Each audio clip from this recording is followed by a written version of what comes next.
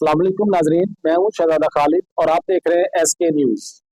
आज का जो हमारा मौजू है वो है पाक भारत कशीदगी।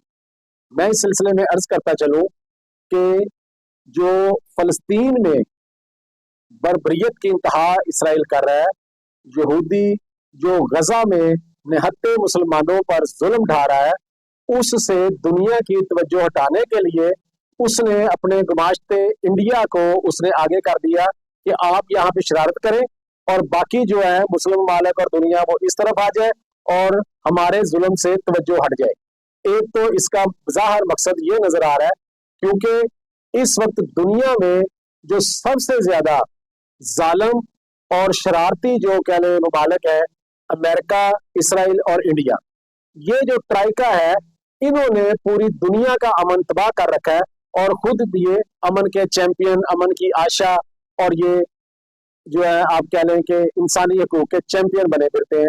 और सबसे ज्यादा इंसानी हकूक की खिलाफ वर्जियां और सबसे ज्यादा जुल्म और सबसे ज्यादा अमन की तबाही यही तीनों मुल्क कर रहे हैं। और कि हम मुसलमान हैं और मुसलमान तो जंग से डरता ही नहीं है, मुसलमान तो जंग जो है उसको जिहाद है और इससे बड़ा कोई रुतबा ही नहीं है। कुरान, इंटरनेशनल मीडिया और ये जो ट्राइका है, इन्होंने हमारे मुसलमानों के जिहाद को दहशतगर्दी का नाम दे दिया और अपनी दहशतगर्दी को इन्होंने जिहाद का नाम दे दिया। हमें इस चीज को समझना चाहिए। अब हम इस वक्त नाजुक मोड़ पे खड़े हैं, अभी भी हमें अगर समझ ना आई तो फिर बहुत देर हो चुकी होगी। फिर ये समझने के, सोचने के, फिर वो वक्त गुजर जाएगा। अगर हम हदीस मुबारक का मुतालिया करें तो ये गज़वा हिंद के हमारे सरों पे खड़ा है और हमें इससे घबराना नहीं है, हमने इसको खुशी से कबूल करना है। ये जिहाद है और हमें अल्लाह की राह में ये जिहाद करना, ये हमारे लिए मुबारक है कि ये जो जंग है ये मुसलमानों का जेवर है।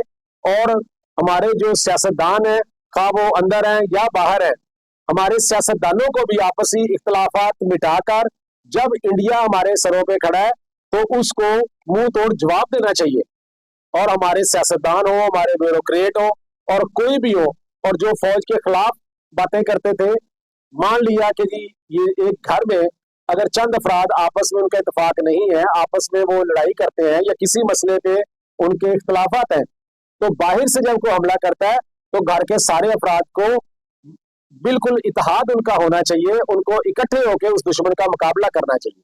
अब जो फौज के खिलाफ बातें कर रहे थे, उन्हें फौज की अहमियत समझनी चाहिए। अब बॉर्डर पे जाके फौज ने लड़ना है कि इंडिया को जवाब देना है, ये बल्कि कल जो है पाकिस्तानी फौज ने जो जवाब दिया इंडिया को और इंडिया को ये समझ आ गई है।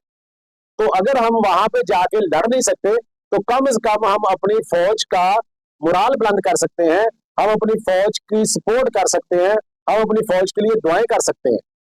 तो हमें इन चीजों को सोचना चाहिए कि कुफर जो है वो अहादीस मुबारका को पढ़ के उस हवाले से तैयारी कर रहा है और जो मुसलमान है वो चुप करके बैठा है। और ये क़यामत की निशानियों में ये शामिल है और ये जंग जो है ये बहुत बड़ी एक निशानी की तरफ जा रही है। ये जंग हो या ना हो, हमें हर हाल में हमारी जो पाकिस्तानी अवाम है, हम तैयार हैं, हम अपनी फौज के साथ हैं, हम अपने अदारों के साथ हैं, हम अपने हुक्मरानों के साथ हैं।